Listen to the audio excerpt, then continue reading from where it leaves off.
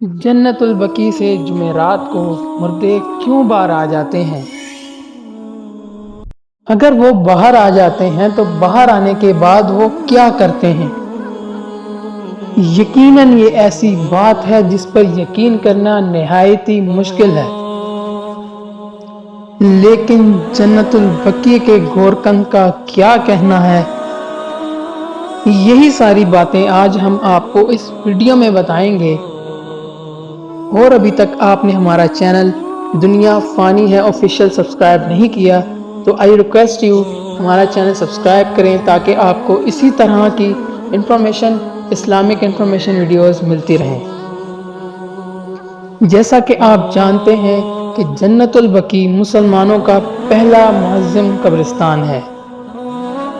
इस कब्रिस्तान में दफन होने वाले मुसलमान खुशकिस्मत इसलिए भी माने जाते हैं कि इस कब्रिस्तान में कई सहाबा इकराम की कब्रें मुबारक मौजूद हैं। ये कब्रिस्तान मदीना मुनव्वरा में है, इसलिए यहाँ पे मुसलमानों का आना जाना लगा रहता है। जो इस्लामी फरीज़ा समझते हुए मैयत को कंधा देने, नमाज जनाजा पढ़ने, कब्र पर मट्टी डालने के लिए मौजूद होते हैं। एक मुसलमान का दूसरे मुसलमान की कब्र पे मट्टी डालना बहुत ही सवाब का काम है। जन्नतुल बकी की एक ख़ास बात यह भी है कि यहाँ पे किसी भी कब्र पर तख्ती मौजूद नहीं होती। प्यारे मोहतरम दोस्तों, आज हमने ये कहानी है जो आपको सुनानी है अब्दुल रशीद की है, जो जन्नतुल बकी में पिछले 25 साल से गोरकंद के फ़राइज़ अंजाम दे रहे हैं। 25 साला अब्दुल रशीद का ताल्लुक सक्खर पाकिस्तान से है। अब्दुल रशीद के 2 बच्चे थे, फैमिली थी। किस्मत की करनी ऐसी हुई कि ये काम के सिलसिले में 25 साल पहले सऊदीया आ गया था और शादी के 10 साल बाद एक एक्सीडेंट में इसके बीवी बच्चों का इंतकाल हो गया। ये सदमा ऐसा था कि इस सदमे से ये कहीं मुद्दत तक बाहर ना आ सका। घर वालों ने बहुत ज़ोर लगाया कि इसकी दोबारा शादी कर दी जाए, लेकिन अब्दुल रशीद ने दोबारा शादी नहीं की। सऊदीया अरब में ही अपनी ज़िंदगी बिता दी। ये वहाँ मजदूरी करता था। जन्नतुल बकी में गोरकंद की जगह खाली हुई तो इसने वहाँ अप्लाई किया और इसकी वहाँ नौकरी लग गई। तब से ये वहाँ गोरकंद के फ़राइज़ अंजाम दे रहा है। उसका कहना है कि उसने जन्नतुल बकी में ऐसे ऐसे मौजज़ात देखे हैं जिसका आम शख्स तसव्वुर भी नहीं कर सकता। लोगों को ये बातें झूठ ही महसूस होंगी। उसने अपनी आंखों से बहुत कुछ देखा है। हालिया जो बातें अब्दुल रशीद के सामने आई हैं, जो आम शख्स को हिला के रख दें। अब्दुल रशीद ने बताया कि कुछ साल पहले जब वो एक कब्र तैयार कर रहा था तो उसने एक ऐसा मंजर देखा। उसने देखा कि कब्रें अचानक से फटना शुरू हो गई हैं। सफ़ेद कफन में मुर्दे बाहर आ गए हैं और पहले तो वो रोने लगे और उसके बाद मस्जिद नबवी की तरफ चेहरे करके दरूद पाक बुलंद आवाज में पढ़ना शुरू कर दिया। और ये देखते ही अब्दुल रशीद एक ऐसी कैफियत में आ गया कि अपने होशो हवास खो बैठा। जब तक उसके हवास बहाल हुए,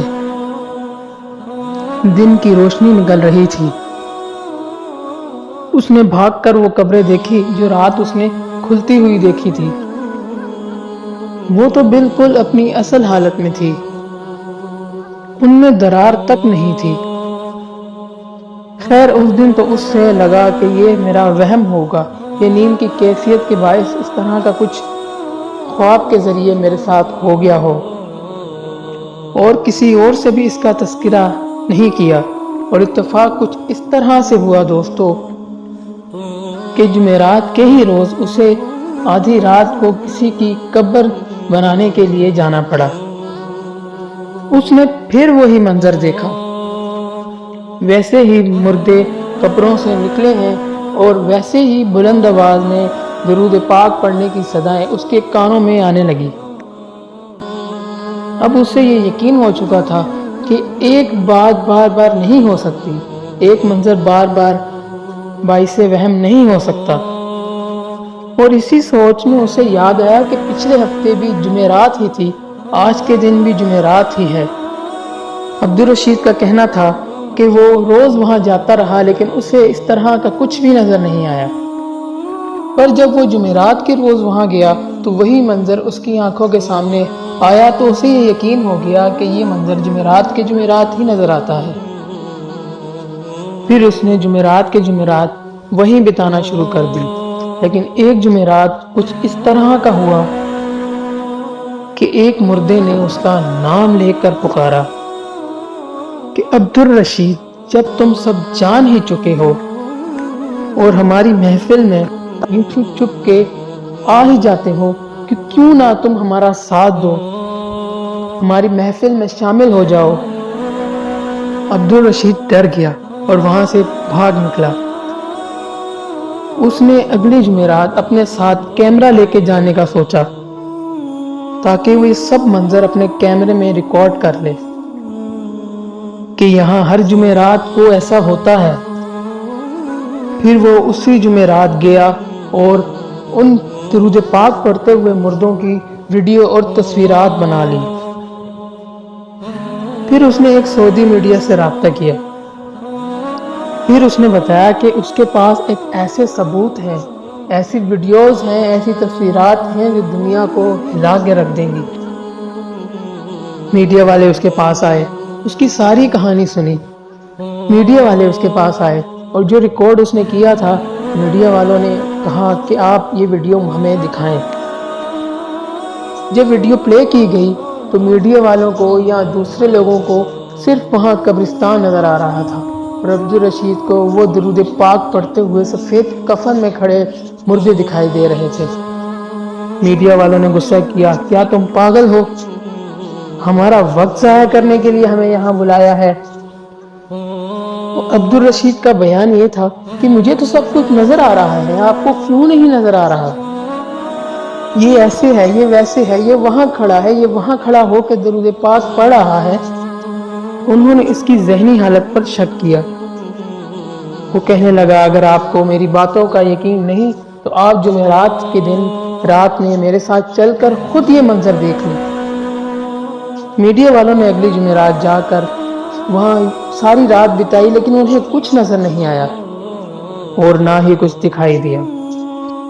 میڈیا والوں نے اس کی کمپلین کی اور اس کی دماغی حالت بہتر بنانے کے لیے اسے ایک مینٹل ہاسپٹل میں داخل کروا دیا۔ اور دوستوں، مینٹل ہاسپٹل میں عبدالرشید نامی شخص آج بھی قسمیں اٹھا کر یہ کہتا ہے کہ یہ میں نے منظر دیکھا ہے، مگر کوئی اس کی باتوں پر یقین نہیں کرتا۔ کیا واقعی عبدالرشید نے ایسا کچھ دیکھا ہوگا؟ آپ کی کیا رائے ہے؟ آپ ہمیں کمنٹ باکس میں اپنی رائے دیں اور امید کرتا ہوں کہ آپ کو ویڈیو پسند آئی ہوگی۔ اللہ حافظ۔